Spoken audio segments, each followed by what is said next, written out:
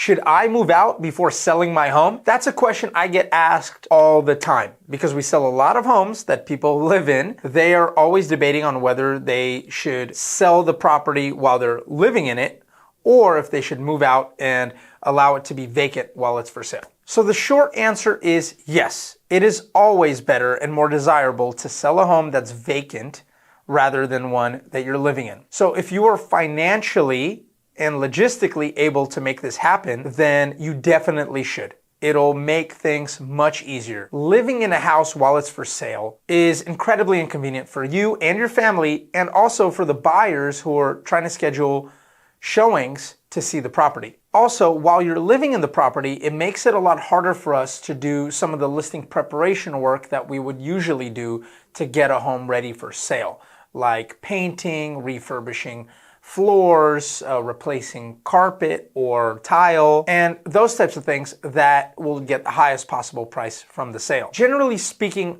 doing that type of work that neutralizes a home and makes it feel more like a showroom rather than someone else's house, and picture themselves living in the property rather than being preoccupied with thinking about the other people that are currently living in the property. So this isn't always the case because some people live very minimalistically and they already have very neutral paint colors and they have nice modern minimalist furniture that a lot of stagers would use anyway. So when that situation exists, it's not as big of a deal when people are living in the house while it's for sale.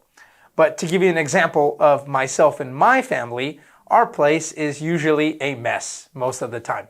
We have 2 dogs, a 12-year-old girl, 2 busy adults, and a turtle named Donatello. So we always have clothes and dishes and knickknacks and some sort of holiday stuff all over the place. And we usually do a quick cleanup when we know we have company or something like that. So for people like us, if we have to sell our home while living in it, we won't be able to do a lot of the work that would be required to get it for sale.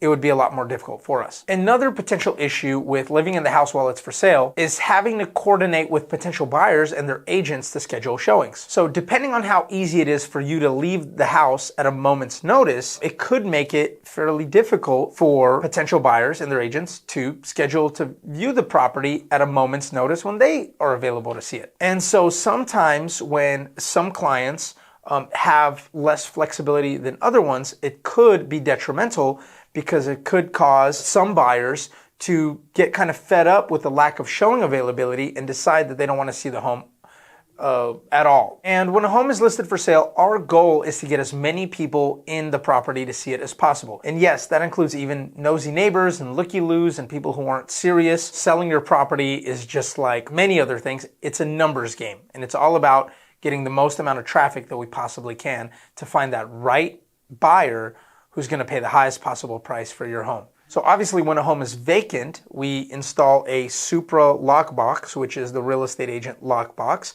that a real estate agent can bring their client to see the home essentially at any time, aside from some time limits that we put on those Supra lockboxes to not make those times available. And usually that is 9 p.m. or 10 p.m.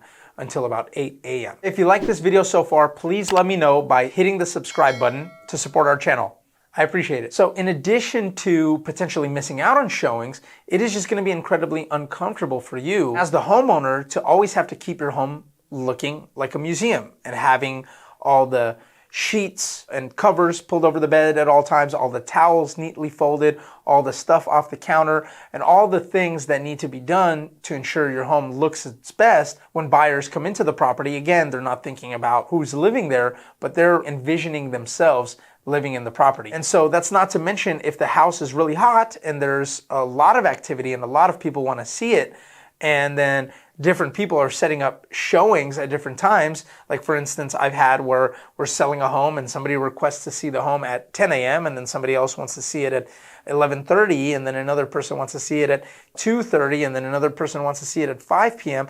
It's impossible for us to have a full day open house. Well, it is possible, but obviously you don't want that and it's not efficient. Obviously, all those times would require you to keep having to clean up between those showings, leave the house, go somewhere, walk the dog, whatever, it becomes incredibly inconvenient for you as the homeowner to schedule all of that. Again, to reiterate, if financially and logistically you can afford to do this, I would highly, highly recommend that you move out of the home and allow the preparation work, the staging, everything that needs to be done to get it looking its best and prepped and ready to go so that it can be a very stress-free and productive sale. But obviously not everybody has the luxury of being able to do this. And sometimes you have no choice but to sell the property while you're living in it. So if that's the case, you just really want to make sure that your realtor, your real estate agent that you hire to sell your property has the proper systems and protocols and technology, employees and everything in place